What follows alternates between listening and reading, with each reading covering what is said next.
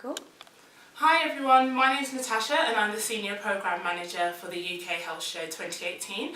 I'm here today with Glen Hodgson, who is the Head of Healthcare at GS1 UK. Hi Glen, thank you for joining us. It's a pleasure, Natasha. Thank you very much. So I just wanted to start off really with a couple of questions about the Scan for Safety programme and GS1 as a whole.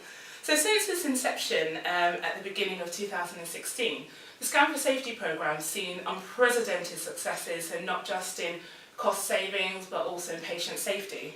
Now, 2 years down the line, what's next for the programme and for GS1 as a whole? So the great news is that the 6 demonstrator sites have all completed their programmes and have delivered all their expectations, whether they be financial or clinical.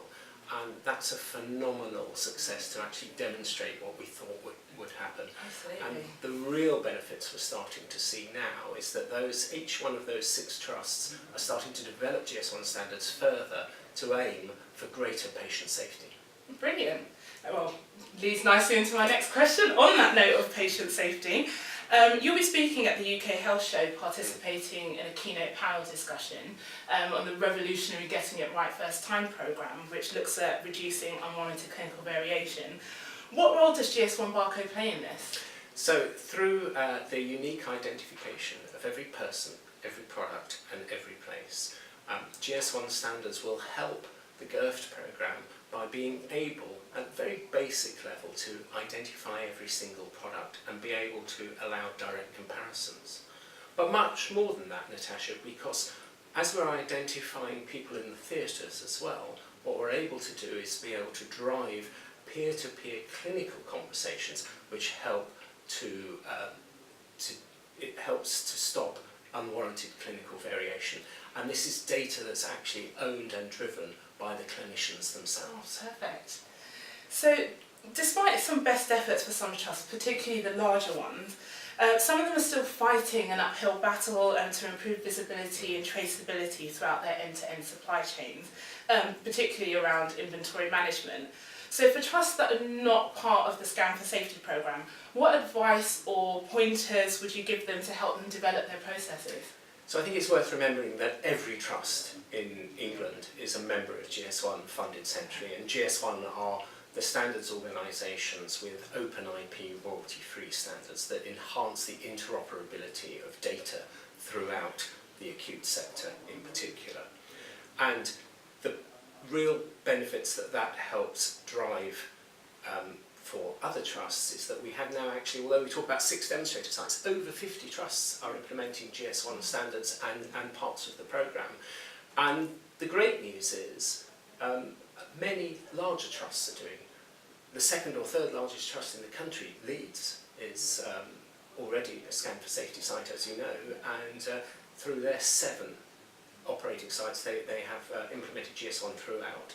But we're also seeing great work in large trusts in London, and very recently the Greater Manchester Health and Social Care Partnership have approached us to help them support their rollout. Oh, brilliant. So big projects ahead then. So the larger trusts are now coming on board, seeing the value, but of course with larger trusts it always takes longer for them to prepare, because this isn't just a system change, it's a culture change as well. Yeah, absolutely. So that takes me on to this year, and as you know, the NHS is celebrating its massive 70th birthday. What would you say needs to happen for the NHS to be able to ensure that it continues to deliver the best possible care for the next 70 plus years? For the next 70 plus years, wow.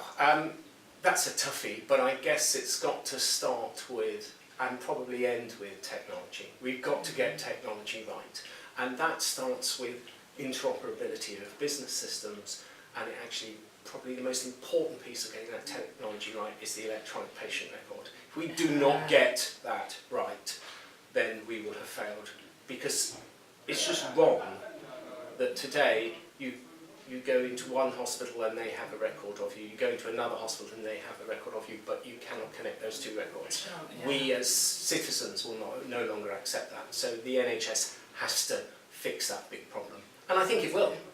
I think so too. Just like everything else, it will take some time, but we're on the right track. So ahead of the show, What are you most looking forward to? So the UK Health Show in September is, to me, one of the highlights of our year.